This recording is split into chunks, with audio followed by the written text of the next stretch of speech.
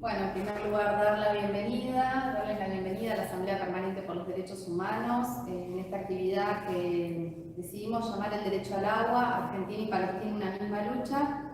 Y bueno, la idea de hoy es, en el marco de la visita también de Maren Mantovani estos días acá a la ciudad de Buenos Aires, poder hablar de una de las cuestiones que nos preocupa desde el Comité Argentino de Solidaridad con el Pueblo Palestino, que tiene que ver con el agua y la presencia de la empresa Mykonos en Argentina, ¿no? Y en relación a eso estamos en la mesa. Mi nombre es Gisela Cardoso, yo soy secretaria general adjunta de la Asamblea Permanente por los Derechos Humanos. Desde allá para acá, Alberto Teskiewicz, militante de la Liga Argentina por los Derechos Humanos, que está también organizando esta actividad y miembro del Comité Argentino de Solidaridad con el Pueblo palestino y BDS. Maren Mantovani, coordinadora de las relaciones internacionales de la campaña contra el muro, integrante del Secretariado Internacional del Comité Nacional Palestino por el boicot, desinversión y sanciones, y Adolfo Ruiz, de la Casa de Hermanos de Zaragoza de La Plata, y CTA Autónoma. Sos ingeniero, ¿no? Sí. Bueno, ya nos vas a contar un poco de qué relación tiene eso con lo que vamos a estar hablando hoy. Así que le voy a dar primero la palabra a Alberto para que haga una pequeña introducción, después sigue Maren, después Adolfo, pero bueno, adelante. Buenas tardes, gracias por haber venido, tan difíciles las actividades presenciales hoy en día. Lo que quería dar algunas informaciones técnico-políticas para ponerle el marco a qué es lo que está pasando con el agua en Palestina. Lo primero es un número, nada más. Tengan en cuenta que entre el río y el mar, todo el agua está administrado por el gobierno de ocupación israelí, de manera tal que ellos son los que resuelven quién y cuánto agua tiene. El consumo israelí está en los 350 metros cúbicos por año y el consumo de un palestino en 52 metros cúbicos por año. Y eso depende de la forma en que la autoridad del agua reparte el derecho al uso del agua. Tenemos que pensar la guerra del 67 no solo como una guerra por conquista de territorios, sino una guerra por el control del agua. El lago de Tiberíades tenía una costa hasta el 67, la costa occidental, que pertenecía a Siria, y eso ponía un obstáculo a los planes israelíes del manejo total del lago. Cuando se habla de razones de seguridad, etcétera, para la anexión de las alturas del Golán, eso es una mentira total. El motivo principal de la anexión a Israel de las alturas del Golán es que se anexó toda la franja del lago de Tiberíades, de manera que ahora el lago está totalmente dentro del territorio de lo que podríamos llamar territorio del 48, y anexaron también las alturas del Golán, donde están las nacientes, o algunas de las nacientes del río Jordán. Y ese es un tema clave. Un tercio del consumo del agua del territorio del 48 proviene del lago de Tiberíades. El lago de Tiberíades está bien al norte y sin embargo hay un canal que se llama Canal Nacional del Agua que llega hasta el desierto del Negev en el sur, que es fronterizo con Egipto prácticamente, y ese canal lleva el agua desde el lago de Tiberíades hasta el llamado al desierto que se conoce comúnmente como el del Negev. Piensen que los israelíes hacen, el sionismo hace mucha publicidad con que convirtió un desierto en un vergel. En realidad, en primer lugar, no es un vergel, pero en segundo lugar, y esto es lo importante, lo fundamental que ha hecho para eso es robar agua a los pueblos de la zona y especialmente al pueblo palestino. En el año 67 se dictó un decreto que establece que el agua es un recurso estratégico y que está bajo control militar. Y eso sigue estando vigente. La parte administrativa lo maneja Mercorod, la empresa estatal de agua, la parte de gestión, la empresa estatal de agua israelí. Pero en todos los territorios donde Israel gobierna, los del 48, los del 67, y aún en la Franja de Gaza, el agua está bajo la autoridad militar israelí. Para poder conseguir esos 350 metros cúbicos de agua, hay una serie de normas, entre ellas el acceso restringido de los palestinos al agua, la restricción de cultivos, la profundidad máxima que se les permite hacer pozos en Cisjordania para buscar agua, y los precios que son altísimos porque tienen que comprar agua a mercado. Más aún a las colonias israelíes tienen un consumo todavía mayor, unos 600 metros cúbicos de agua en Cisjordania, ¿no? De agua por año y por persona. A las colonias israelíes se les permiten hacer pozos hasta 500, 600 metros de profundidad, y eso tiene como consecuencia, entre otras cosas, que los pozos que tradicionalmente han utilizado los pueblos de la zona para sus cultivos y para beber agua, se secan porque todo el agua se quita de capas inferiores, Tres cuartos del acuífero occidental que se encuentra en Cisjordania es desviado cotidianamente a Israel, al territorio del 48, y ese es un tema muy serio. Los colonos, que están en unas 400 colonias y serán en Cisjordania, serán unos 500.000, calculo, consumen más agua que toda la población palestina de Cisjordania. Yo lo he visto directamente cuando estuve allí en 2016, una cosa que era prácticamente obscena. Los campesinos del Jordán, con dificultades terribles campesinos palestinos para regar sus tierras, y podíamos ver desde el alto de un cerro una colonia y los sionistas bañándose en piletas de natación, lo que era absolutamente imposible de construir en el terreno palestino. El muro de la vergüenza, del cual ustedes sabrán más probablemente hablen, no solo que ha sido declarado ilegal hasta por la Corte Penal Internacional, no solo separa a muchos pueblos de los campos que cultivan, sino que separa a muchos pueblos palestinos, porque atraviesa, está a la derecha de la línea verde o línea del 48, y territorios que en el 48 eran palestinos quedan separados por el muro, sino que esto es muy importante, separa a los pueblos palestinos de los pozos de agua de esos mismos pueblos. Y esta es una cosa muy seria. Este es un problema del que se habla poco, pero es probablemente mucho más conflictivo que la soberanía sobre Jerusalén o el retorno de los refugiados. Probablemente se pueda Israel hacer cualquier cosa, pero no ceder en el control del agua. Este es un problema que no nace hoy. Esto ya desde el momento en que el sionismo decidió que iba a construir un Estado colonial en Palestina, la Organización Sionista Mundial hizo notar este tema. En 1920, Chaim Weizmann, que era el presidente de la Organización Sionista Mundial y que después fue el primer presidente del Estado de Israel, mandó una carta al primer ministro británico diciéndole que los acuerdos entre Gran Bretaña y Francia tenían problemas y que la Palestina tenía que extenderse un poco más allá de los terrenos bíblicos que le correspondían a Israel.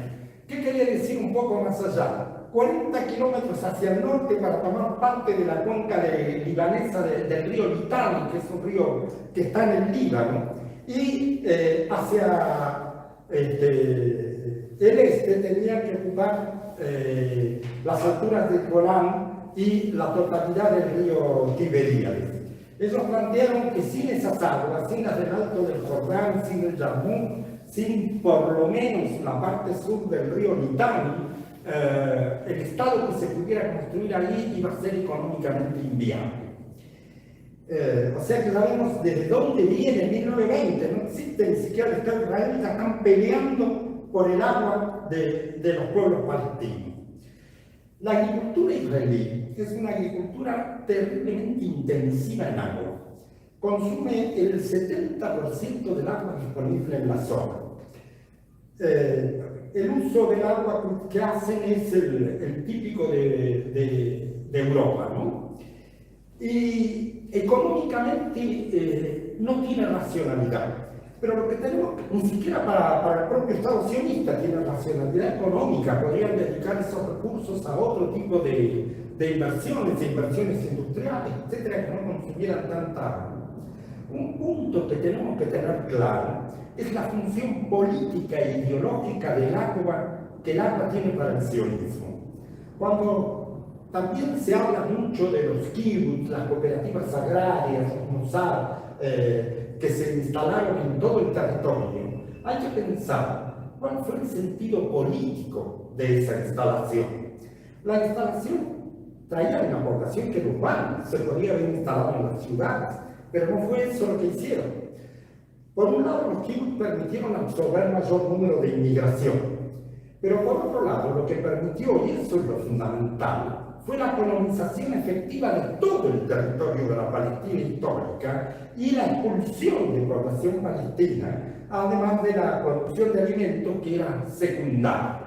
De esta manera, el sionismo usó el tema de la agricultura y por eso no se preocupó, sí se preocupó por el costo del agua que eso implicaba, pero se preocupó y encontró mecanismos de rapiña para resolverlo, porque lo que les interesaba era ocupar todo el territorio, no ubicar a su población únicamente en las ciudades. Esto es un poco el marco que yo quería dar a lo que vamos a hablar. Y atrás de todo esto, desde el punto de vista de gestión, está Mercoró. La compañía, ya les dije, desde el punto de vista de la dirección, son las Fuerzas Armadas, es el ejército israelí, por el decreto del 67, que le da el control de las aguas como un elemento estratégico. Pero desde el punto de vista de la gestión cotidiana, todas estas cosas, la construcción del canal que va desde el lago Tiberíades hasta el Negev, o el robo de agua en todas las formas en que se hace, con los pozos que tienen que autorizar Mercoró, porque los pozos tanto de la población palestina como de los colonos son autorizados previamente por Mercoró y si no son destruidos. Detrás de toda esta gestión está Mercoró. Y Mercoró, después van a hablar más claro, aquí es la empresa a la cual el gobierno argentino ha presionado muchas provincias para que la traiga aquí y privaticen el agua con ellos y pase a manejar el agua de nuestro país. No van a exportar agua hacia Medio Oriente, pero sí van a exportar dólares que van a servir para fortalecer la empresa que roba cotidianamente el agua de los palestinos, sin mencionar los daños que va a producir a nuestro propio país este tipo de privatización. Bueno, este es el marco que quería dar a lo que vamos a conversar. Gracias, Alberto. Le paso la palabra a Mara, así completa un poco la situación. Muchísimas gracias. Muchísimas gracias. Y wow, qué marco en 10 minutos. Pienso que a este punto tal vez lo que puedo añadir respecto a este es que cuando en el mundo queremos que el agua es considerado un derecho humano y nos quejamos que se transforma el agua en una mercadería, en Palestina lo que Israel ha hecho es transformar el agua en un arma. Es un arma para despojar al pueblo palestino. La idea de tirar el agua de los palestinos y lo que viven las camponesas y camponeses hoy en Palestina es, de un lado, tengo el problema que Israel quiere destruir mis casas y enteras pueblos. En este momento Israel está empezando la más grande limpieza étnica desde 1967 en la Cisjordania, con un plan aprobado por la Corte Suprema israelí de destruir por lo menos 8 pueblos enteros. Y la destrucción de estos pueblos evidentemente acaba con los bulldozers que llegan y destruyen las casas. Pero la destrucción de estos pueblos ya empieza exactamente como dice Alberto, cuando no se permite infraestructura, cuando no se permite el acceso al agua, cuando Israel de un lado pues no permite o hace sí que los pozos palestinos no tienen más agua, pues tienen que comprar la agua que le fue robado de la misma Mekorot que vende el agua a los palestinos y las palestinas 3, 4, 5 veces más caro que el agua que vende a los colonos ilegales que están ilegalmente en el territorio ocupado y robado de los mismos palestinos. Ahí es las llenas donde hay el agua de la Mekorot corriendo bajo los pies prácticamente de las comunidades palestinas, pero ellas no pueden utilizar esta agua. Pues si las comunidades no hacen lo que Israel quiere, aceptar su propia limpieza étnica, también los tanques del agua los disparan, los destruyen, los tanques que llegan para llevar el agua son confiscados. El año atrás tuvimos una situación en la Valle del Jordán, uno de los lugares más calientes de la Palestina. Por muchos meses han confiscado los camiones con el agua de algunas aldeas que quisieran destruir. Entonces, ya mucho antes de que llegan los bulldozers, se tira el agua para hacer sí que la población, la determinación de la población de vivir ahí, la posibilidad de la población de vivir ahí es disminuida, destruida, para que pues los bulldozers puedan llegar. Y pienso que es importante también ver que de un lado es evidentemente un arma de despojo, un arma de limpieza étnica. Del otro lado es también una herramienta fundamental de la parte y expresión fundamental de la parte israelí. Pero porque no es solamente una arma o una mercadería, pero es un privilegio de los pueblos. Hay las que pueden tener el agua, los colonos ilegales, israelíes judíos y palestinos y palestinas que no pueden tener el agua. Y ahí no importa dónde están las comunidades palestinas, de qué lado de la línea verde, qué estatus tienen en la construcción del control israelí. Si son ocupados desde 1967 y tienen un estatus de ocupado, si están en Jerusalén con un estatus de anexado, o si están en Gaza, donde no solamente son ocupados, pero asitiados, o si son palestinos y palestinas ciudadanas de Israel. En ninguna manera, siendo palestino y porque eres palestino, hay acceso al agua. No hay acceso al agua en la Cisjordania, ya hablamos. En Gaza, 97% del agua fue destruido antes que Israel retiró sus colonos en el 2006. Ellos retiraron los colonos por varias razones, pero una fue también no tenía más agua. 97% del agua no es potable en Gaza. No hay manera para hacer entrar agua en Gaza. El resultado es evidentemente todas las enfermedades posibles cuando no hay agua potable. Y evidentemente la misma Mekorot. En los pueblos, sobre todo en el Nakab, de palestinas beduinos, sencillamente no hace su infraestructura, hace su infraestructura de provisión del agua donde no hay palestinos, donde hay una ciudadanía israelí judía, pero cuando hay palestinos viviendo ahí, sencillamente no llega el cambio, no llega, punto.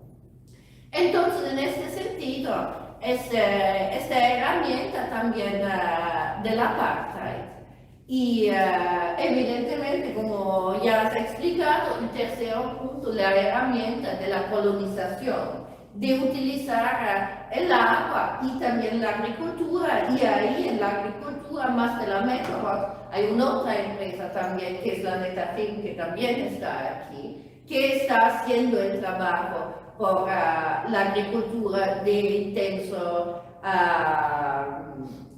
cultivación intensa de capital y de investimento, evidentemente pocos campesinos y campesinas, porque son los palestinos que fueron despojados.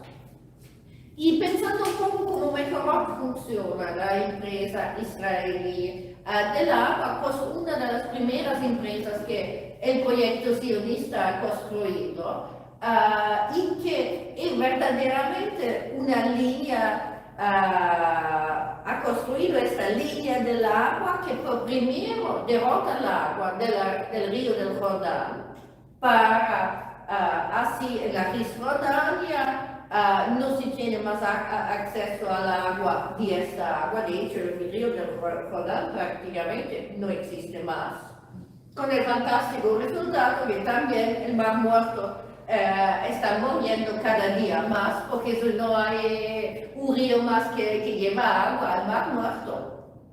Y así de privar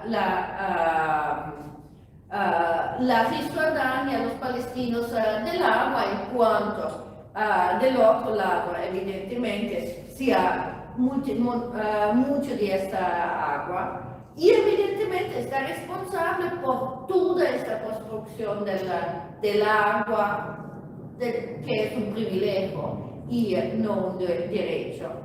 La Netafim es pues una otra, que es la empresa que hace sobre todo la tecnología del goteo, de la irrigación de goteo. Que dicen que inventaron la irrigación del goteo y todo el mundo acredita, porque todo el mundo acredita que un país blanco inventa todo. La irrigación del goteo fue inventada en India, después hablamos un poco de la India también, y fundamentalmente la idea ahí también es de nuevo, ¿cómo logro hacer una cultivación extensa sobre el territorio robado desde el pueblo palestino para garantizar que este pueblo no regresa? Porque una de las cuestiones que Israel tiene y continúa a tener, el pueblo palestino está regresando a sus hogares de los cuales los despojan. ¿Verdad? Que la mayoría de los palestinos y de las palestinas ya son refugiados, pero el intento israelí de cada vez despojar más palestinos y prácticamente destruido el hecho que muchas veces llegan y destruyen las casas palestinas y el día después los mismos palestinos de Palestina, las familias palestinas están reconstruyendo estas casas. En el Nakba hay un pueblo que fue destruido ya más de 200 veces. Esta gente cada mañana pues, se despierta y reempieza a reconstruir sus casas, sabiendo perfectamente que van a ser destruidos de nuevo. Y continúa, también en la Valle del Jordán. Hay pueblos que destruyen cada 2-3 años. 2 veces al año, y si los palestinos de Palestina retornan en sus hogares, y entonces es fundamental que en estos lugares o no hay agua, o hay agua, pero solamente cuando hay una cultivación ya construida. Y pues Israel llega y dice, nos tenemos la solución por todo el mundo, con nuestras fantásticas tecnologías, la gran propaganda israelí, no solamente para autolegitimarse con esta idea muy colonial y muy mesiánica del otro lado, esta idea que nos llegamos para hacer florecer el desierto y resolvimos todos estos problemas. Evidentemente el desierto no está floreciendo con ellos y el desierto no tendría que florecer para empezar. Pero lo que nos están vendiendo con es que ellos tienen la tecnología superior y sobre todo en África, Asia y América Latina, se venden como la solución de todos los problemas. Y estoy muy feliz que estamos aquí juntos porque vosotros probablemente fueron entre los primeros aquí en Buenos Aires para desmantelar este mito que Israel puede ayudar a resolver problemas. Pues la mejor tenía contratos también en Brasil y en otros. Yo personalmente estuve en Brasil, en Bahía, donde se promovieron también como alguien que resolvió la situación ahí. Garanto que ahí no se resolucionó absolutamente nada. Como no se solucionó nada en Buenos Aires, logramos también en Brasil de cortar estas relaciones. Y lamentablemente yo he estado ahora antes de llegar aquí en Colombia, en Chile, y ahora estamos viendo la misma cosa en Argentina. En estos años Israel está haciendo un trabajo de propaganda bien organizado a través de sus embajadas y sus estructuras estatales para reconstruir esta imagen que nos podemos ayudar a América Latina porque nos tenemos la tecnología superior y no solamente en América Latina, pero también en otros lugares. En India, por ejemplo, donde la Netafim estaba, fue muy interesante cuando llegamos a analizar todos los proyectos que la Netafim ha hecho en India. Bueno, el primer proyecto que han hecho, un grupo de estudiosos completamente desconectados de la solidaridad con la Palestina, ni le interesaba este hecho que la Netafim era israelí, pero salieron con un relato muy original que todo este proyecto, este modelo de Netafim, ha hecho sí que los campesinos y las campesinas vivieran una esclavitud de hecho de las grandes multinacionales. La próxima semana vamos a lanzar juntos con GRAIN, una organización internacional de investigación y de apoyo a las luchas campesinas, una investigación sobre el papel de Israel en África respecto a la cuestión del agua y la cuestión del agronegocio.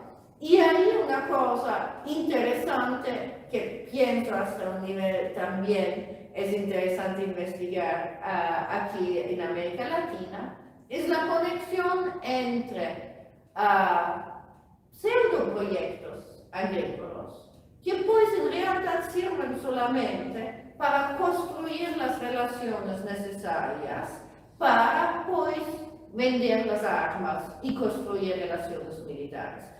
Una serie de estos proyectos, cuando los analizamos, descubrimos que nunca eran hechos para funcionar.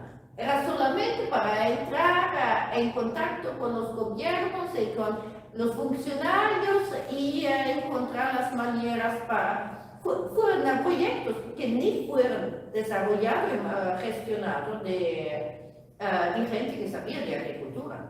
Era toda gente que llegó del sector militar israelí.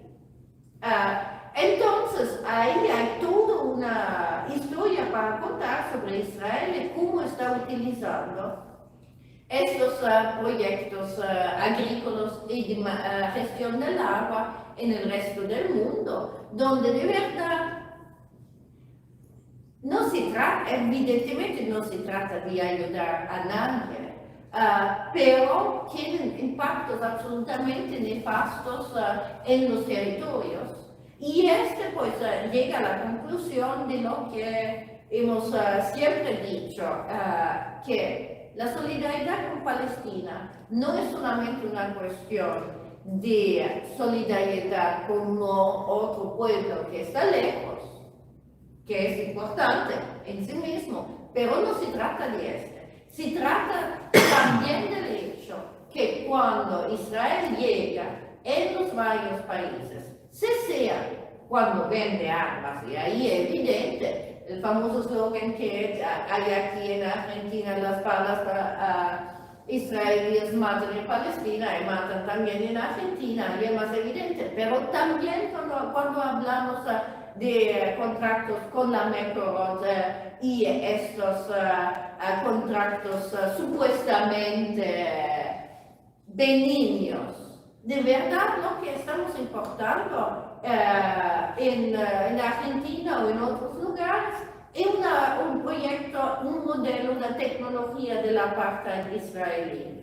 Entonces, no es solamente financiar desde las cuentas públicas de Argentina o de otros lugares del mundo, la máquina de la ocupación de la parte israelí, pero también introducir en los varios países un modelo que en sí mismo está en violación y risqueando la violación de los derechos humanos también en el resto del mundo.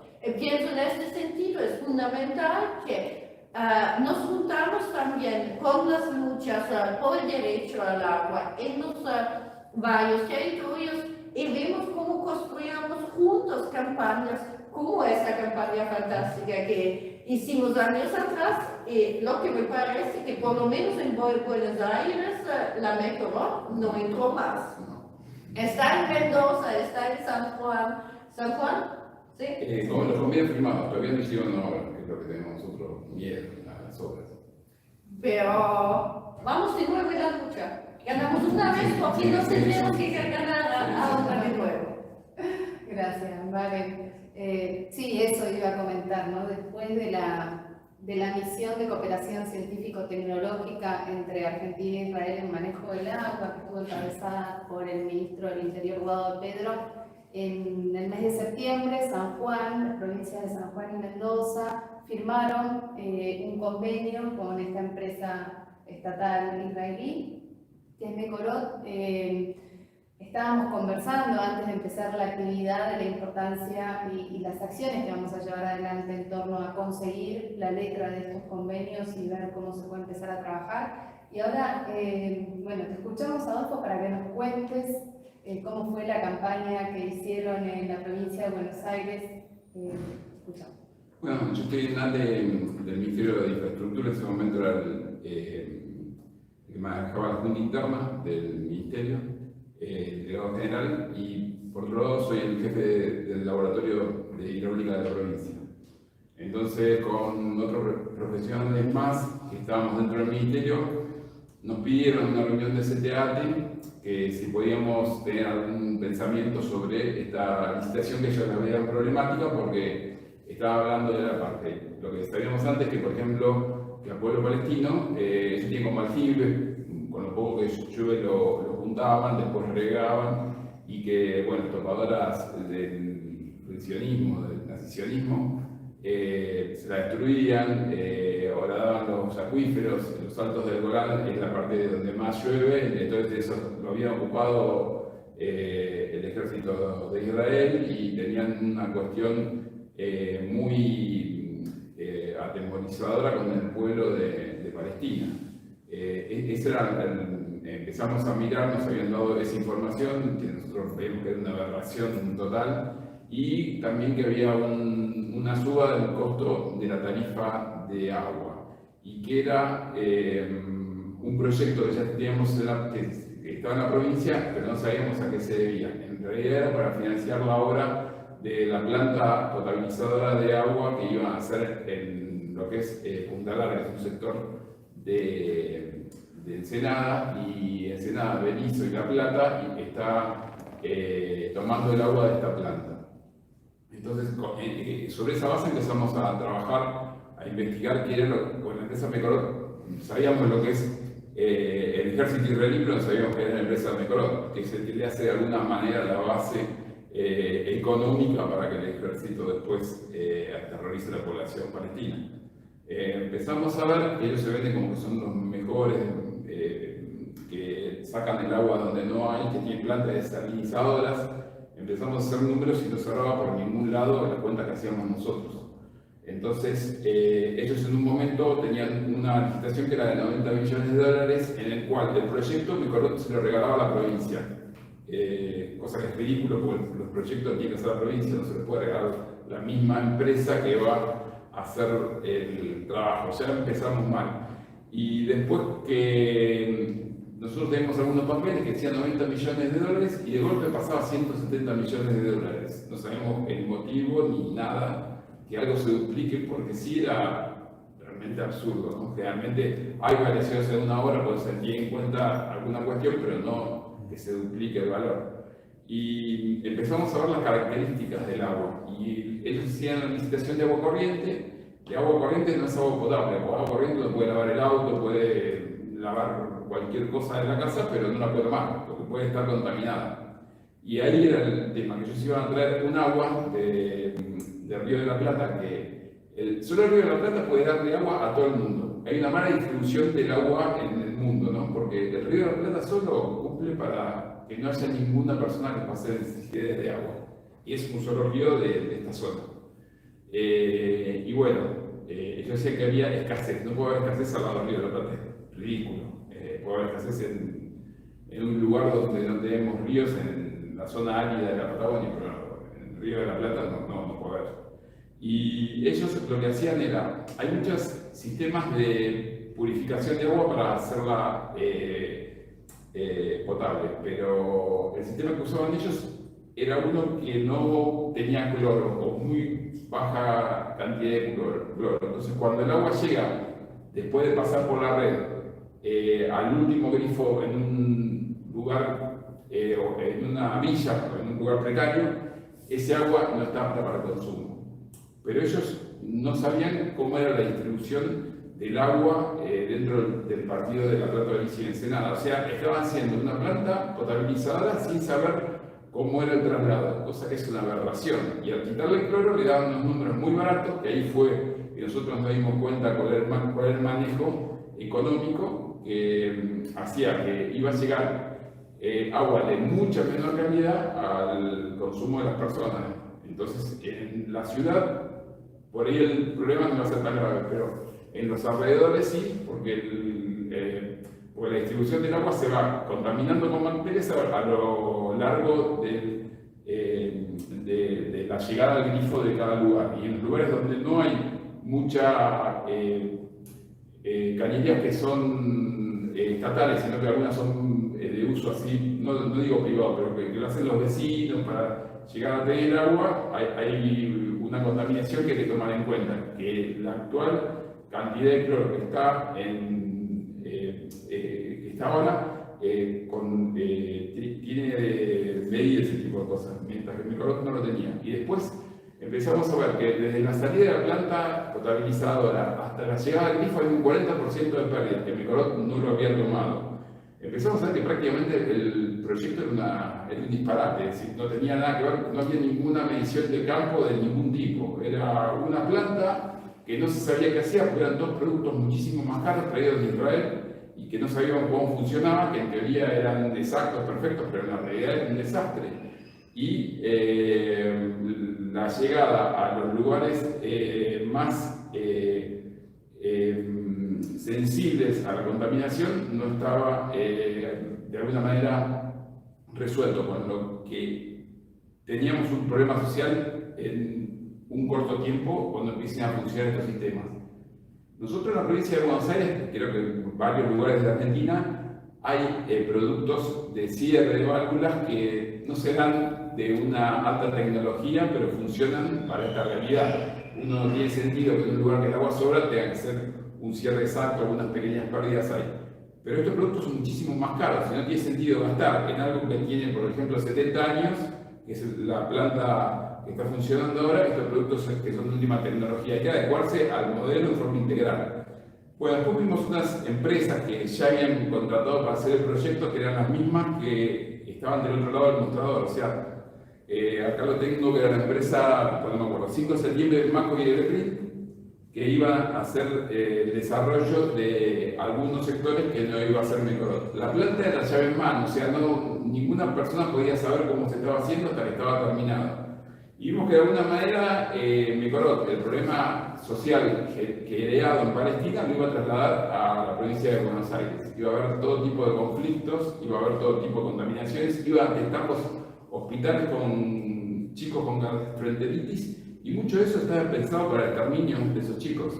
Es un gobierno nacionalista que está en Israel. Entonces, no nos causó tanto espanto cuando vimos que realmente iba a haber gente muerta por la gastroenteritis, porque una persona que está en la villa, que le dan agua contaminada, lo sacan, lo vuelven allá, hasta que se entera que del grifo, se murió. Y más que tienen acá en Argentina problemas de nutrición. El lugar más complicado con agua en mal estado iba a ser terrible. Bueno, entonces empezamos a hacer una campaña mucha más de divulgación, empezamos a sacar varios, lo voy a mostrar un poquito. Bueno, este era lo que había mostrado Mecorot, que tenía hecha en el 2009 una planta en Argentina, cosa que no había empezado. Después empezamos a sacar en un diario local de La Plata temas como que peligre el agua potable. Después, batalla judicial con el agua, porque aquí ya le habíamos hecho una denuncia a todos los intendentes y al ministro de Obras Públicas. Bueno, estos son parte de la campaña cuando vimos que era el tarifazo, o sea, tenían el aumento de la tarifa para poder pagar la obra.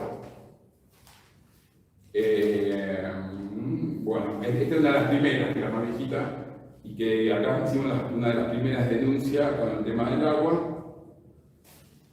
Y a ver si tengo otras más. No, acá. Sí, bueno, acá ya era el negociado Mecorot, que era un aumento de tarifa para tener un agua de peor calidad. Hicimos las denuncias y una de las últimas fue que hablamos con el diario y que era que nos estaba sacando todo este tema del Mecorot. Con esto empapelamos toda la plata. Este afiche tuvo, él tiene unos puestitos en toda la ciudad de La Plata y pusimos este afiche que era la batalla del agua en su momento. Y en realidad la batalla de la potabilización del agua. Y posteriormente lo fuimos a ver al ministro de Derechos Humanos de la provincia, o al secretario de Derechos Humanos de la provincia, y le planteamos que había un riesgo social, que eran los sectores más vulnerables, que iban a tener un agua que no estaba en condiciones, y desde ese punto, que fue el único de las autoridades que nos recibió, mandó un pedido de que se le informe bien a él, al ministro Guía, que era mi ministro, porque yo estaba trabajando en el Ministerio de Obras Públicas, de Infraestructura, y ahí fue cuando empezaron a pensar que estaban haciendo algo que estaba mal. Posteriormente tuvimos desde ATE algunas reuniones que era con, la traducción sería agua,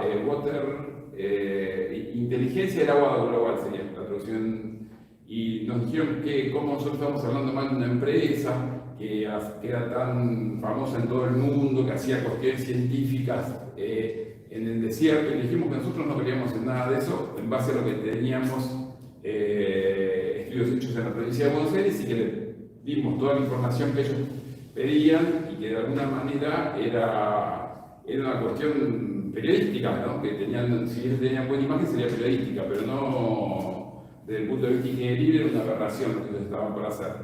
Y ellos nos dijeron que la empresa que la contrataba, que era APSA en ese momento, no me acuerdo si era APSA o tenía otro nombre, que iban a ganar un premio, y nos pasó un video.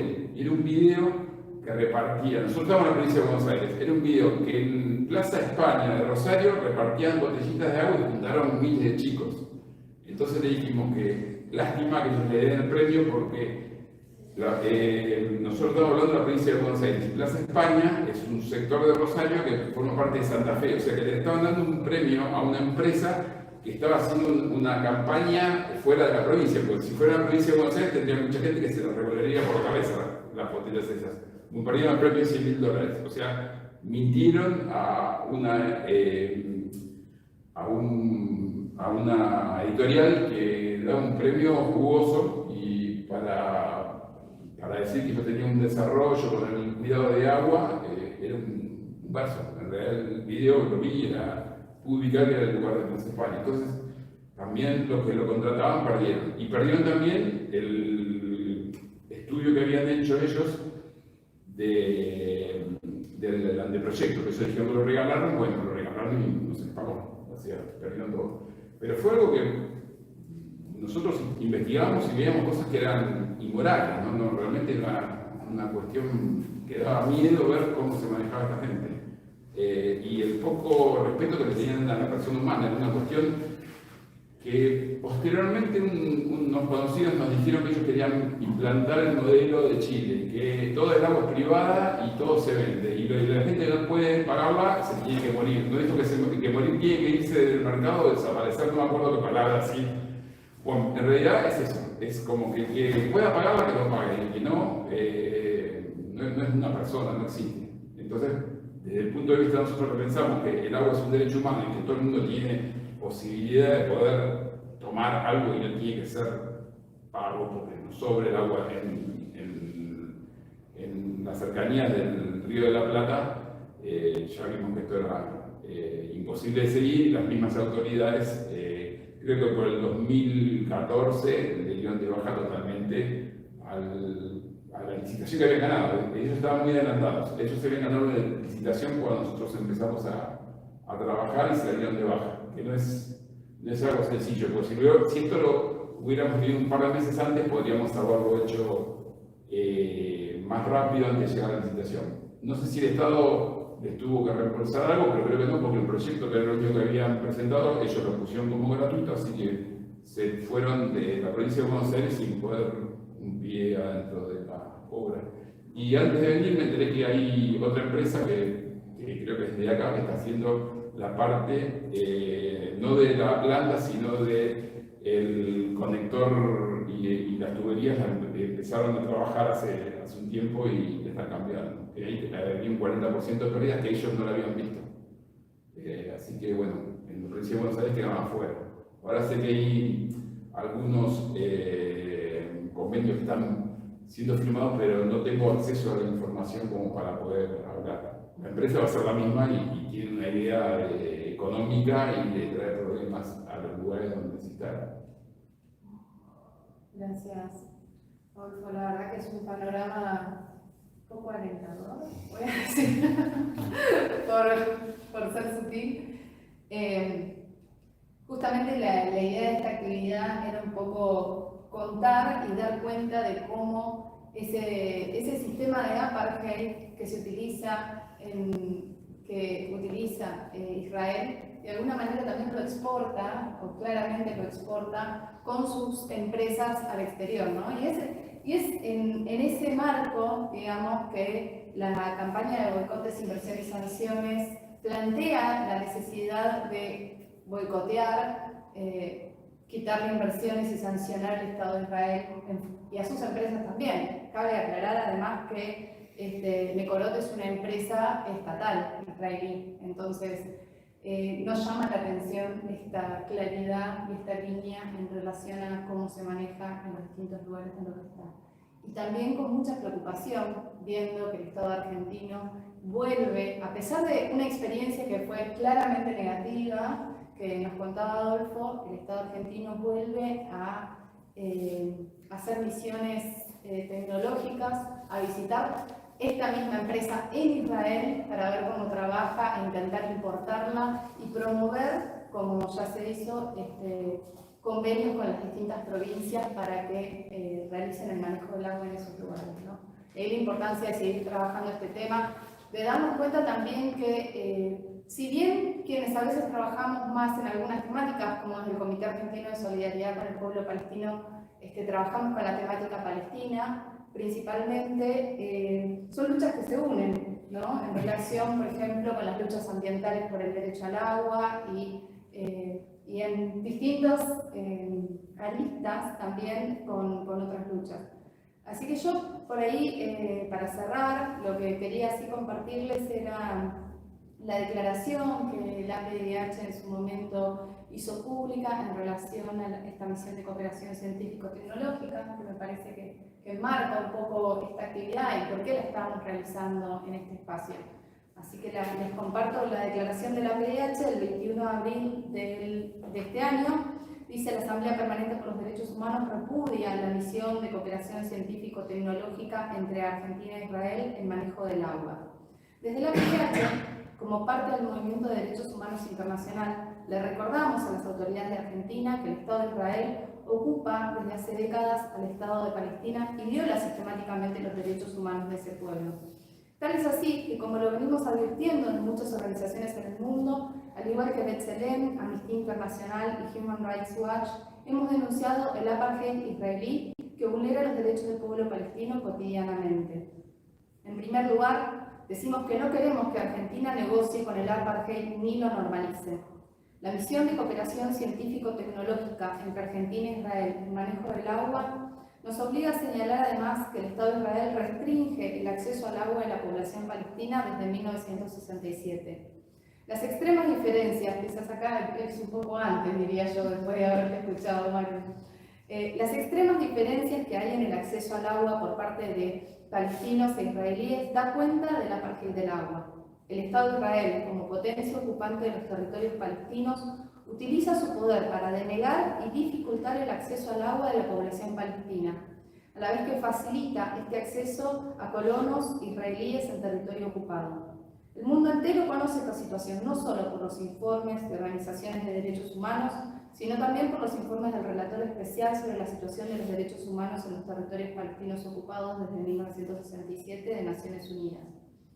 Resulta particularmente preocupante que la delegación argentina planee visitar, esto de hecho se hizo, instalaciones de la empresa Mecorot, la cual es denunciada en cada uno de los informes de organizaciones internacionales e indicada por las Naciones Unidas como una de las empresas que es cómplice del apartheid y que se beneficia directamente de la ocupación. Cabe, en este sentido, recordar el rechazo de la comunidad bonaerense a un proyecto presentado por esta empresa en el año 2014. Esto es lo que nos contaba Adolfo, ¿no? En 2009, sí. En 2009. Creo que la resolución final igual Claro, fue en 2014. la bajada de la licitación, por ejemplo. Claro. El Estado argentino se encuentra hoy en la presidencia del Consejo de Derechos Humanos de las Naciones Unidas y es reconocido por su compromiso con los derechos humanos en el mundo. Argentina ha reconocido el Estado de Palestina en el año 2010 y ha condenado la ocupación por parte del Estado de Israel. En momentos en que nuestro país condena la ocupación de Ucrania y con los mismos principios del derecho internacional, repudiamos que se realice una misión que refuerza la ocupación israelí en Palestina. Son además, en tiempos de Ramadán, que fue en abril cuando escribimos esto, momentos de generalizada represión por parte del Estado israelí en la mezquita de Al-Aqsa y en distintos puntos de Palestina. Desde la APDH, como parte del Comité Argentino de Solidaridad con el Pueblo Palestino y del Movimiento de Boicot, Desinversión y Sanciones al Estado de Israel, les hacemos llegar esta solicitud urgente a los miembros de la misión para que no consientan el apartheid y condenen la ocupación israelí. Me parecía que estaba bueno traer la posición de la mesa directiva de la APDH, que por supuesto se irá actualizando a medida que van ocurriendo las distintas cosas en el país. Yo finalizaría acá, abriría ahora por ahí si hay algunas preguntas, comentarios. Yo tengo algunas preguntas. Sí. Primero, gracias por la charla y me voy más preocupada de lo que llegué. Eso, que era bastante igual, pero muy, no sé, como muy claro en las conexiones de la situación y de las luchas. Y quizás para ampliar un poco, porque no sé cuánto se sabe o cuán necesario es que sigamos difundiendo quizás las consecuencias sobre el derecho a la salud y sobre los derechos ambientales en la zona, en Palestina, quizás ampliarlo un poco, u otros derechos afectados. Nosotros siempre hablamos de la integralidad de derechos y esto lo muestra claramente en ese marco general. Y por otro lado, en relación a estos convenios de Argentina, entiendo que no están los términos, o sea, no hay acceso a la información, pero como volver a precisar en dónde se firmaron y qué acciones se prevén hacer. Y quizás, perdón, una tercera, porque puede ser para todos, pero ¿qué conexión hay con los movimientos de lucha por el derecho al ambiente? Que quizás ya hay articulaciones, qué redes, qué alianzas, que quizás ahí pueda haber avisorarse algún camino compartido de lucha. Perdón por todo, pero yo... Muy buenas preguntas, Marta. Sí. Bueno, respecto a la cuestión del agua y los otros derechos, evidentemente, una vez que no hay agua, ahí entra toda una serie de cuestiones de salud que se juntan, y pienso que Gaza es el ejemplo mejor de cómo sin agua o con 97% del agua que no es potable hay una serie de enfermedades que hay solamente porque no hay acceso al agua. Solamente de ahí la cuestión es que el derecho a la salud y las enfermedades que llegan pues con la falta de agua potable, hay un otro problema, que por ejemplo en Gaza el sistema de salud también no funciona porque los hospitales son bombardeados, porque las medicinas no llegan, porque la electricidad funciona solamente de vez en cuando y también para hacer funcionar un hospital necesitas de electricidad. Como en la Cisjordania, si hay una enfermedad y si tienes que ir al hospital, no hay acceso al hospital porque hay cientos de retenes militares que te bloquean para llegar al hospital. O cuando construyes una clínica en uno de estos lugares, pues es una construcción ilegal, es una amenaza a la seguridad nacional del Estado de Israel, tener una clínica por ahí y te la destruyen de nuevo con los bulldozers. Entonces, toda esta violación de los derechos, pues una cosa se junta a la otra y evidentemente también la cuestión de la destrucción ambiental, no tener agua, evidentemente no significa solamente no poder beber y no tener salud, pero evidentemente significa también no poder cultivar, no poder tener las ovejas o lo que sea, entonces no tener posibilidad de subsistencia, de poder vivir, de tener dinero, de poder mandar tus hijos, tus hijas a escuela, a la universidad o lo que sea. Pero no solamente, y evidentemente si hablamos de ambiental, el crimen de hacer morir el Mar Muerto, uno de los más, un lugar completamente único también a nivel de ecosistema, es otra historia, pero pues hay como último punto que quisiera mencionar ahí a nivel de cuestiones ambientales, porque Israel no solamente tira y roba el agua potable, lo que están haciendo también que toman el agua sucia, ¿cómo se llama? Servida. La agua servida. Y la tiran porque las colonias están en las colinas y cultivaciones palestinas están en bajo. Entonces toman la agua y la tiran en las cultivaciones palestinas para destruir estas cultivaciones. Si fueran así fantásticos a nivel de manejo del agua, no se entiende cómo es que la mayor parte de las colonias ilegales israelíes no tienen un sistema de tratamiento de las aguas sucias, de las aguas servidas, pero las tiran en los campos palestinos. Entonces ahí hay también este otro lado por este. Respecto a la conexión con los movimientos ambientales, absolutamente años que estamos construyendo estas conexiones con Amigos de la Tierra, también los Ambientes por el Futuro y otros movimientos. Y es absolutamente fundamental construir estas relaciones y ojalá logramos también aquí en este territorio pues, construir esta unión, porque nos podemos contar la historia desde Palestina y la razón por la cual no se tendría nunca en ningún caso apoyar una empresa como Mecorot, pero necesitamos del otro lado el saber y el apoyo de los movimientos, de los técnicos, de lo que sea, y de los sindicatos para verdaderamente construir esta lucha en común. ¿Cuáles son las relaciones que ya existen? Probablemente los compañeros y compañeras pueden hablar más, pero ¿puedo también hacer una pregunta? Sí, claro. Porque una cosa que quisiera preguntar a ti, ¿cuáles piensas que fueron las 3 cosas o algo que fueron más importantes para hacer funcionar esta campaña? Si nos vamos en otros lugares, por ejemplo en Chile, donde tienen también nuevos contratos y convenios con la Mecorot, ¿cuáles son las lecciones que les tenemos que transmitir? Digamos, para mí Chile es un país donde todavía está el arma nefasta de Pinochet, ¿no? Y el tema de la privatización hace que den por natural que la gente no pueda tomar agua sino pagándola, cosa que es una aberración, que no existen los derechos humanos ahí. No estoy hablando de este gobierno que recién empezó, desde los anteriores, ¿no? Como que dan por sentado que es lógico que la gente pague para tomar agua. Y es una barbaridad.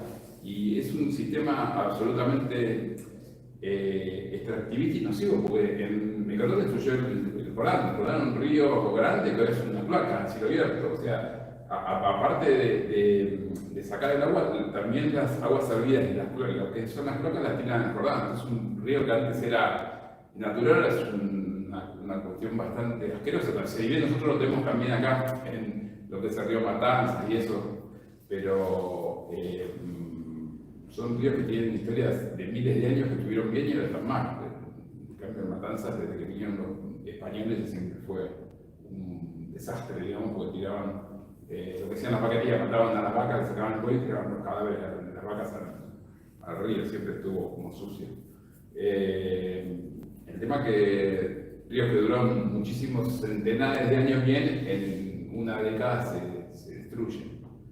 Y el tema de pagar por el agua en un lugar como Chile, pues Chile también tiene una geografía muy plagada de ríos, de arroyos, es un disparate. Uno puede tener una necesidad de agua en Salta, en Mendoza, que realmente es un problema que hace bastante tiempo que se estudia y que lo están llevando bastante bien con tecnología de acá o con la adaptación de alguna tecnología de otro lado que sea posible de ser comprada. Pues el problema que nosotros vimos con Mecorot es que las válvulas las traían todos ellos, las computadoras eran de ellos, los sistemas de filtrado eran de ellos. Y si a mí si me dan una planta potabilizadora en que cada cosita yo tengo que comprarla de allá, tengo una dependencia absolutamente total de ellos, o sea, ellos van a ser el dueño del agua. Y en Chile eso ocurre ya por la legislación, o sea, la legislación avala que el agua sea no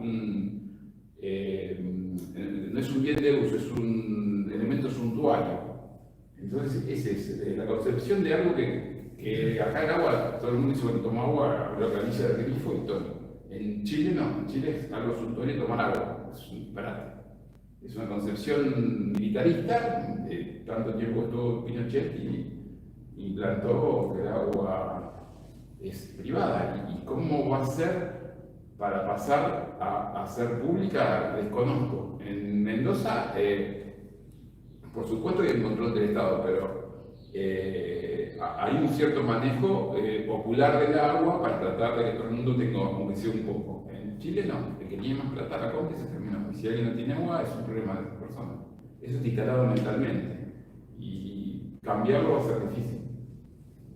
Yo quisiera profundizar un poco, un comentario sobre lo que vos preguntabas. Nosotros desde el comité y desde BDS Argentina trabajamos siempre en la unión de las luchas. Nosotros trabajamos con los movimientos ambientalistas de la Argentina, estamos participando en estos días en varias actividades, trabajamos con los pueblos originarios, estamos trabajando con los mapuches, porque al fin de cuentas hay muchos puntos de contacto entre la situación de los palestinos como pueblo originario que se encuentran con una invasión que los desplaza y que pretende eliminarlos de la tierra.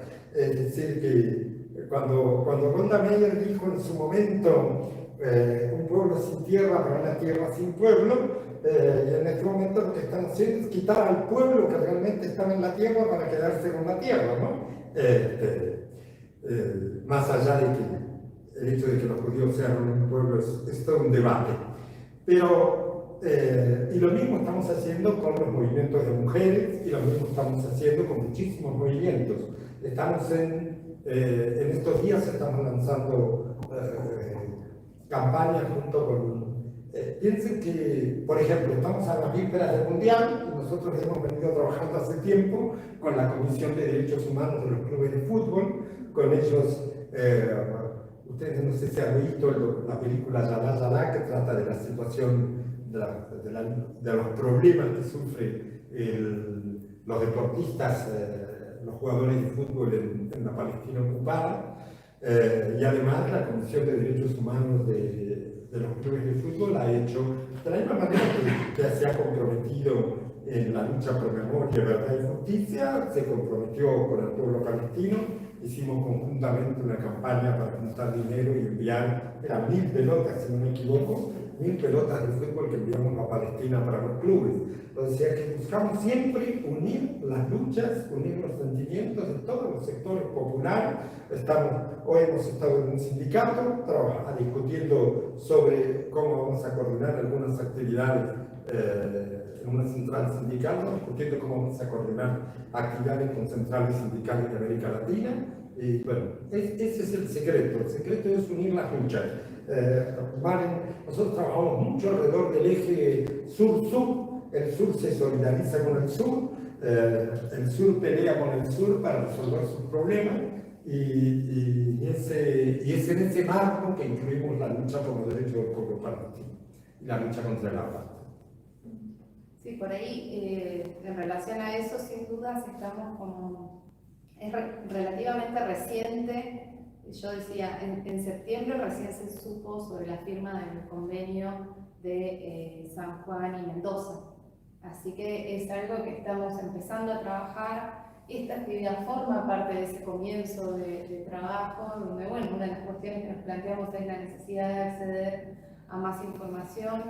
Y de hecho también en relación a esta actividad estuvimos conversando con distintas organizaciones que trabajan con el agua en Argentina, que entendemos van a compartir nuestra preocupación desde otro lugar quizás, ¿no?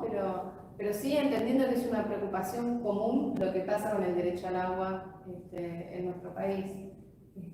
Y en ese sentido también en Palestina. Y eso es lo interesante, poder pensarlo así y aprender también de lo que ya se hizo, ¿no? Que no es la primera vez que nos encontramos con esta situación en el país, y ahí está buenísimo el aporte también que trae Adolfo de lo que han hecho.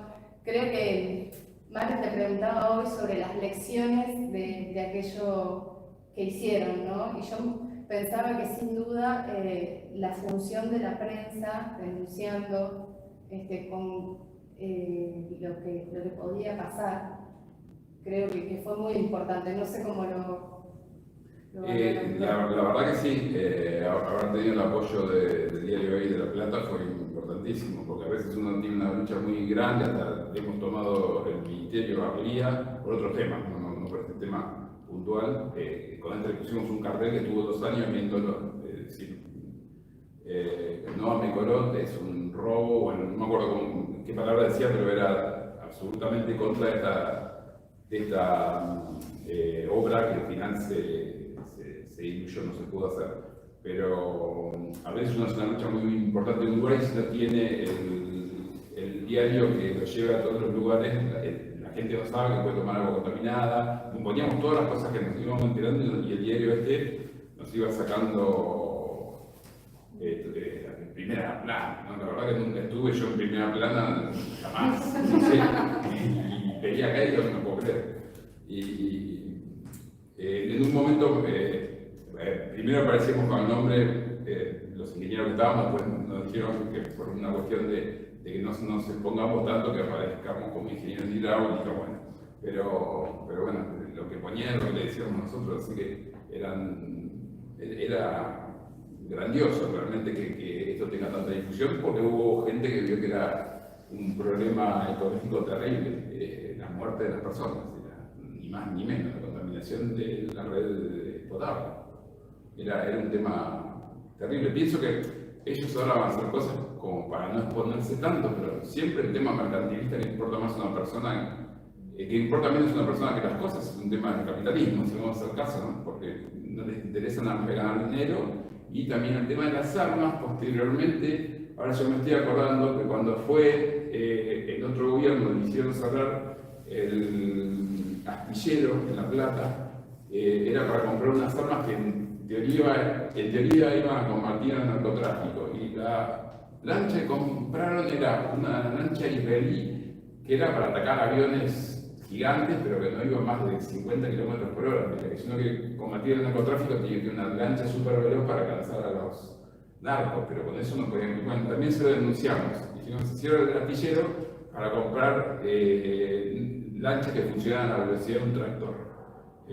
Y ahí estuvo el partido judicial, porque pusieron preso a nuestro delegado general de arte, y fuimos en la zona de afuera y gritamos unas cuantas cosas a los jueces, porque también hay corporaciones que se unen para hacer este tipo de maldad, ¿no? Entonces, como que también lo que estamos de acuerdo es que las vidas son importantes y que cada persona es única y merece ser salvada de la garra del capital internacional. Nos tenemos que juntar y tener un discurso potente.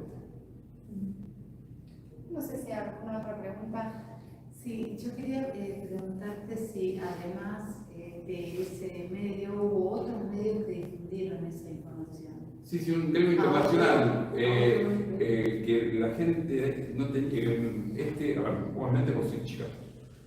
Global Water Intelligence es una revista científica muy conocida en las empresas que manejan el tema potable. Me hice una entrevista, esta también me la dieron desde la parte de prensa de ATE, y pude hablar con una persona, de la vida en inglés, yo no hablo en inglés casi nada, y encontraron un escocés que me hizo una serie de preguntas y le mandé toda la información, que son miles de hojas, ¿no? Pero bueno, fueron los que descubrieron que había una empresa que había ganado un premio con cosas que no había hecho en la provincia de Buenos Aires, y después que se había caído, esto fue en el 2014, cuando ya se había caído la licitación, que era de 170 millones de dólares, y que fue inapropiada la relación entre las empresas que contrataban y la contratista, o sea, estaban mezclados de los dos lados del mostrador, y que se había ignorado el deterioro de las tuberías de distribución de La Plata, que era por donde pasaba el troncal de la distribución de La Plata, la visión y el Senado. Y bueno, que es el Parlamento Regional, es una traducción que la dio de baja, pues también el diputado Oscar Negrelli del Frente Cívico, creo que es, sí, hizo un pedido de informes cuando le llegamos la documentación, y también hubo una paralización a nivel de diputados. O sea, sí, de todos los lugares que... ¿Y medios a nivel nacional también? Sí, pequeñas líneas que sacaron la mayoría de los diarios. Sí, lo que pasa es que en La Plata fue muy intensa la campaña con el diario Hoy, pero sí, pequeñas líneas sacaron. Pero lo que pasa es que muchos de algunos periodistas que me preguntaban realmente no tenían ni idea de qué estábamos hablando, entonces era bastante difícil. Esta fue la contestación que hice a Water Intelligence. O sea, es media canilla. Yo no podía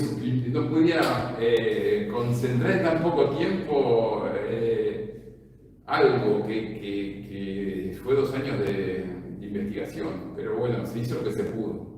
Sí, me llamaban de La Nación, de Clarín, creo, de Perfil, pero también eran tan lacónicas, tan cortas las cosas que publicaban que no daban ni idea de lo que había sucedido. Decíamos, se cayó la licitación y era nada, eso era muy cortito.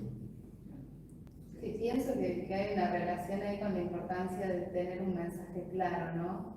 Y quizás este mensaje tan concreto de van a subir las tarifas, Claro, pero que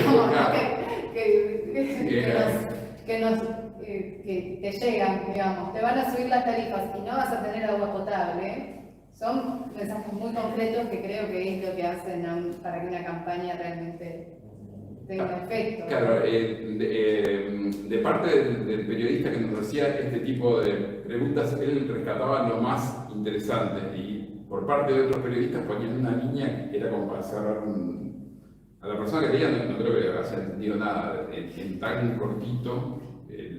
Lo que teníamos para explicarle, si se cayó la licitación, ¿qué me importa? No habrá dicho quiénes son estos. Pero bueno, en este caso no, era porque sacamos, acá tengo como, no sé, 20 diarios, se sacaban todos los días algo. Este fue uno de los más grandes, pero yo más.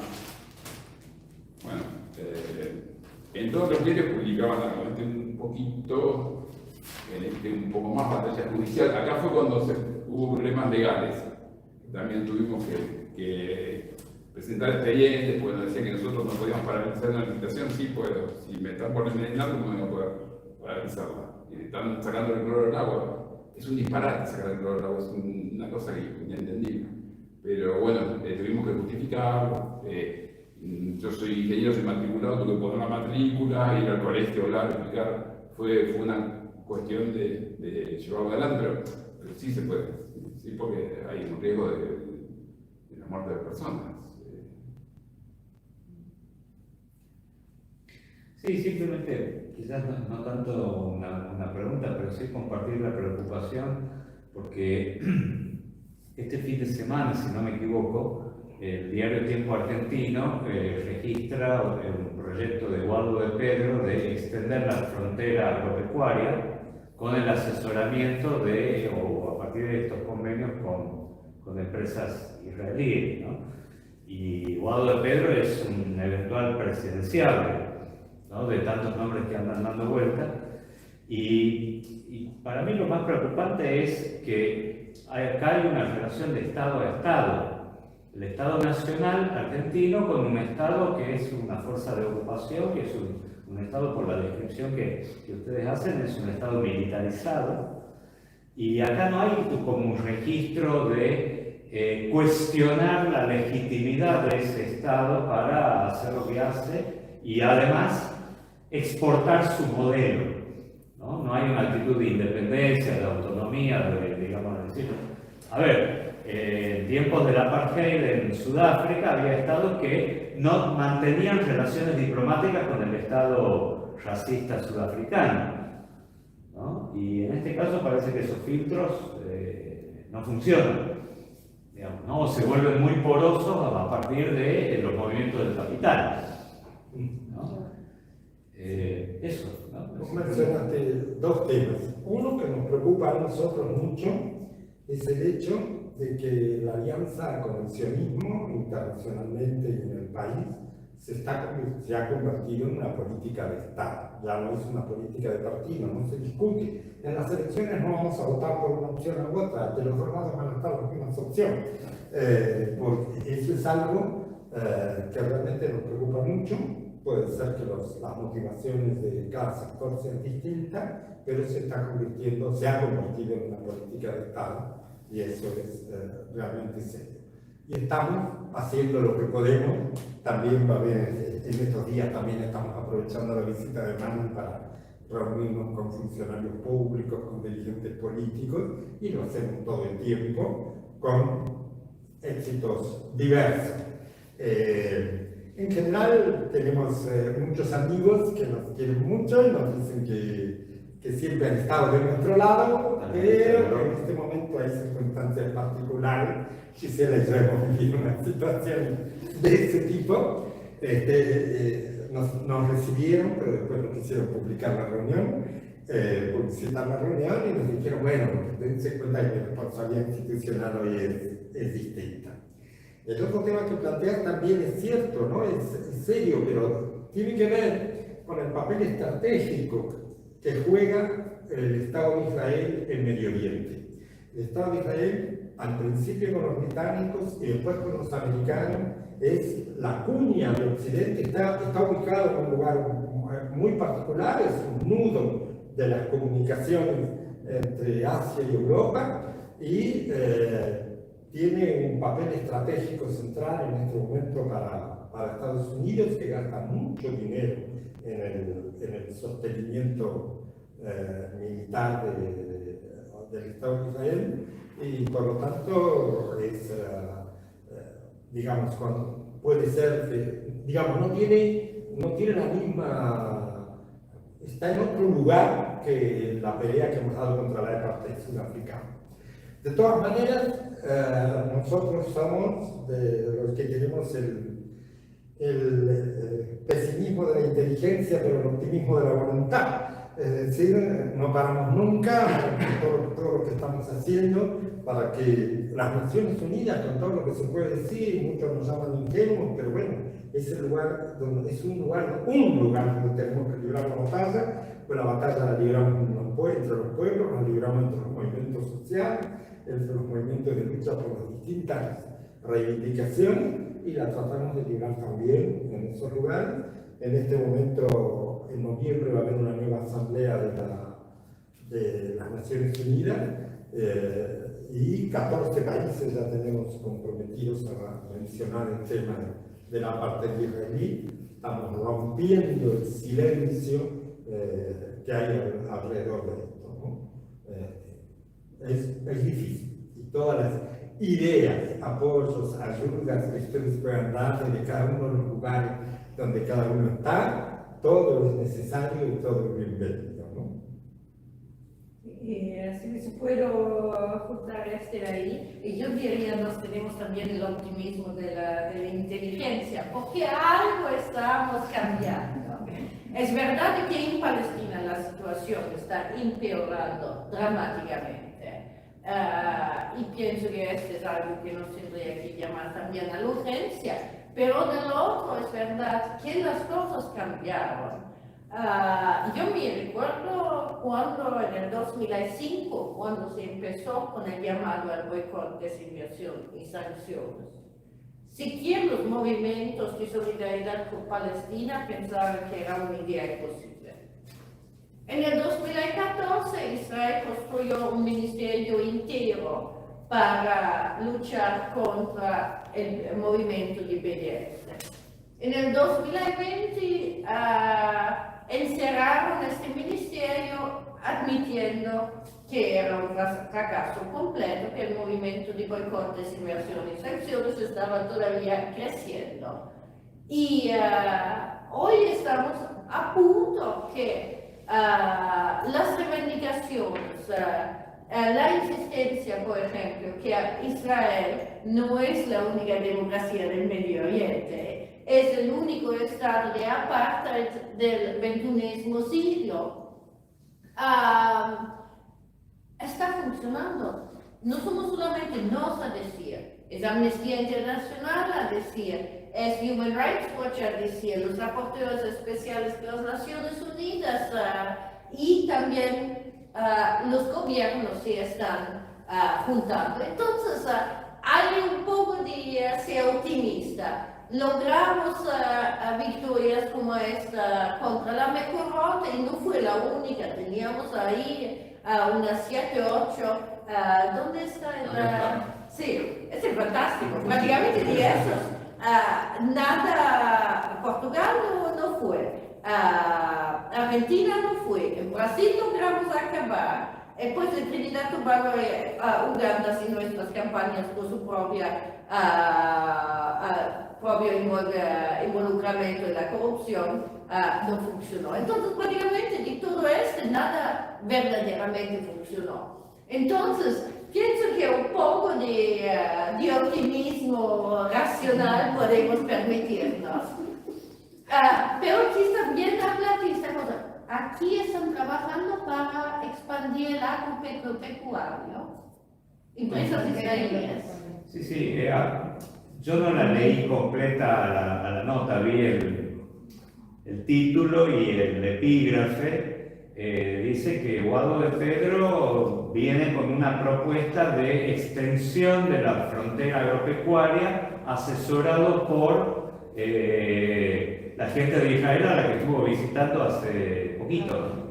Es que una de las cosas, esas son esas absurdidades. Israel no tiene la más mínima idea de cómo se extiende una frontera agropecuaria. La única cosa que ellos saben es cómo garantizar que las comunidades beduinas en Palestina que hacen el agropecuario, son los únicos que hacen el agropecuario, no pueden hacer el agropecuario porque le roban el poco del agua que tienen, le confiscan literalmente las ovejas y las cabras, o las ponen en las cárceles y pues las tienes que sacar de nuevo. Porque también las ovejas palestinas pueden ser una amenaza a la seguridad nacional de Israel. Entonces, hay alguien que está haciéndose asesorar por una empresa que no puede tener la más mínima idea de qué está verdaderamente hablando en este sentido, porque no hay en la economía israelí. Y este me recuerda de nuevo el caso en India, porque ahí las personas acreditan que Israel sabe las cosas porque son blancos, o porque son colonizadores. No sé por cuál razón tendría que siempre saber todo. En India, si vemos el caso, siempre sobre el agronegocio, que estaban ahí en un centro de excelencia, asesorando ¿qué se dice indianos, las personas que viven en India? Los indios, de cómo cultivar los mangos. Pues una compañera indiana me dice, pero esto me parece raro, porque es en esta zona que nos millares de años estamos cultivando tipo un centena de diversos tipos de mango. Yo estuve pensando, en realidad, en Israel no se cultiva el mango. Entonces, ¿qué está pasando por aquí? Bueno, de un lado, lo que está aconteciendo, y en muchas ocasiones está aconteciendo, que en realidad es una transferencia de saber al revés. Es que en realidad aquí se sabe, en India se sabe cómo cultivar los mangos, y ahí no. Entonces son los camponeses y las camponesas en India que están prácticamente enseñando a las empresas israelíes cómo hacer funcionar su tecnología. Que es una tecnología pues, de la cual son completamente dependientes y la utilizan y se están destruyendo su propia agricultura. Y este centro de excelencia era solamente de excelencia india, porque ¿qué sabían los israelíes de la cultivación del mango? Frente a la India que tiene una historia increíble. Y me parece exactamente la misma cosa. Alguien ya preguntó a esta gente, ¿qué sabe esta empresa del agropecuario? Me parece muy interesante que así pocas veces se tiene el valor de verdaderamente preguntar a estas empresas con sus panfletos súper lindos de cuál es verdaderamente lo que vosotros saben hacer, cuáles son los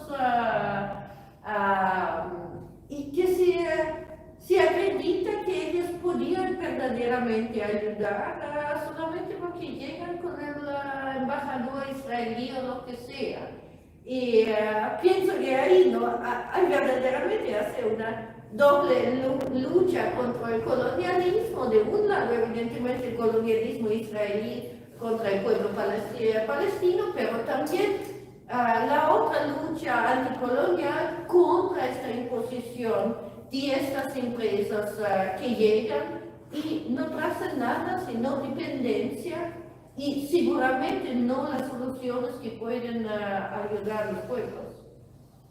Sí, la empresa Mecolo trae la exportación del colonialismo y la exportación del agua, porque ellos en poco tiempo vieron a qué público iba a complicar, que era el público que es el que vive en las villas. El villero iba a ser el tipo a terminar. Entonces ya arranca con una quita de cloro para que un sector social quede determinado, una demencia.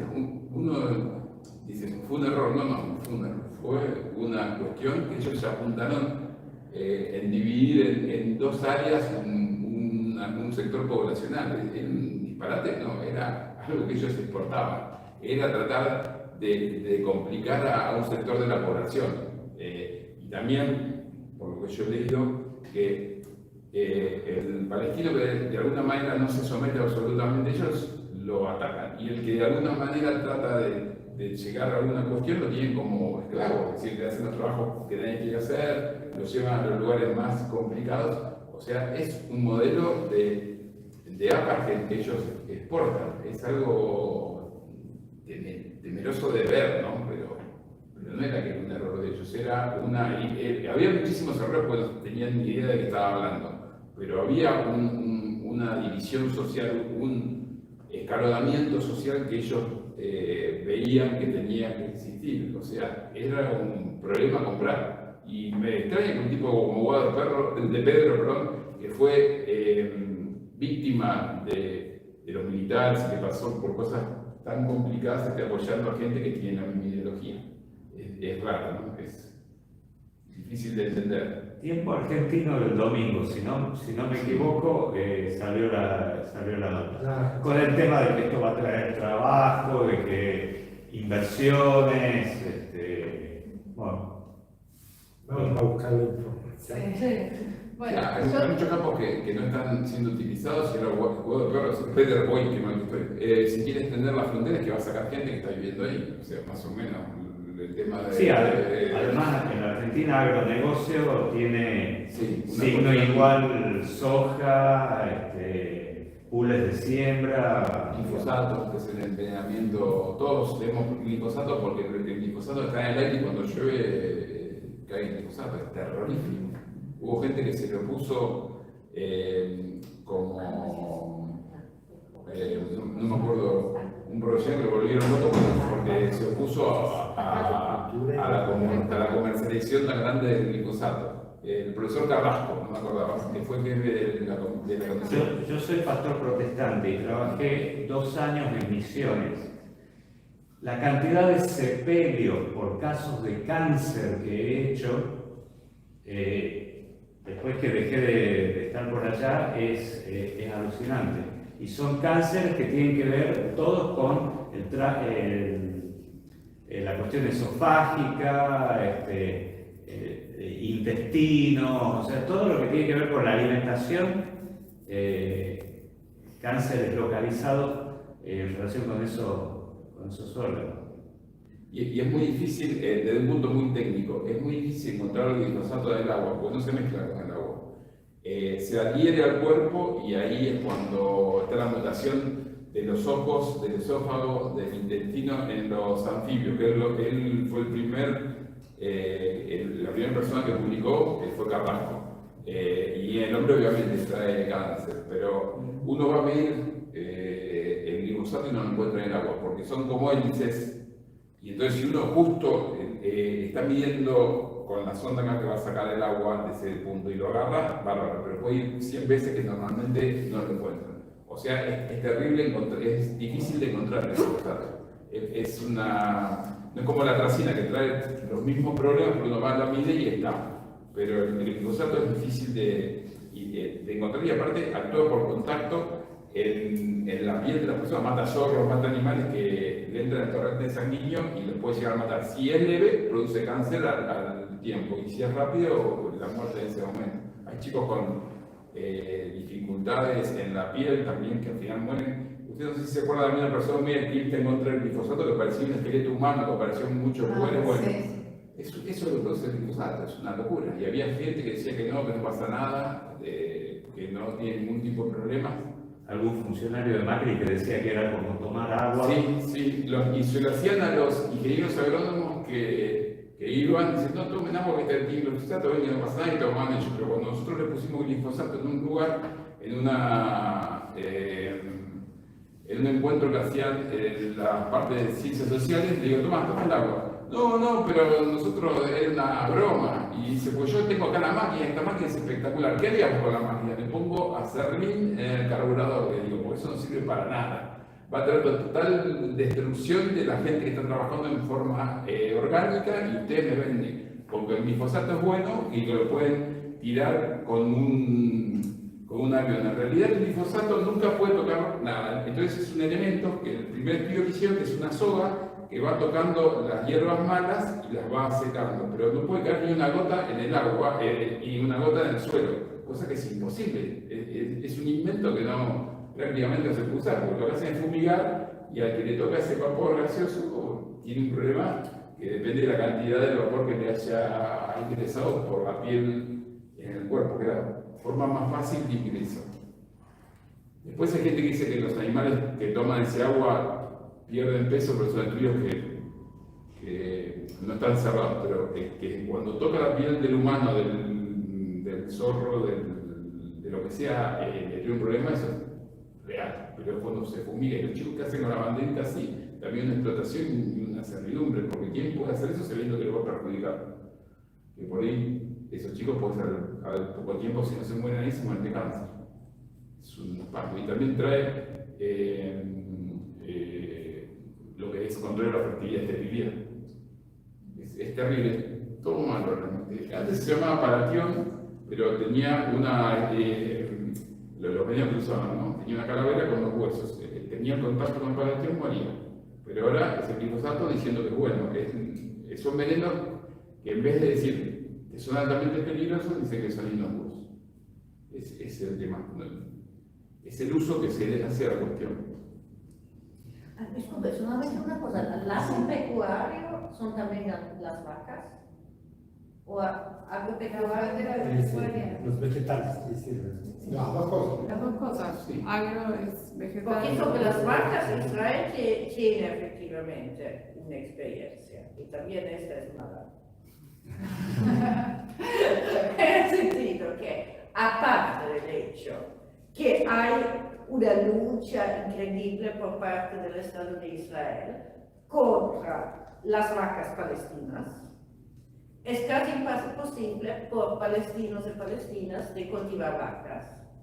Israel hace todo para que los palestinos no puedan cultivar las vacas y hay un fantástico film sobre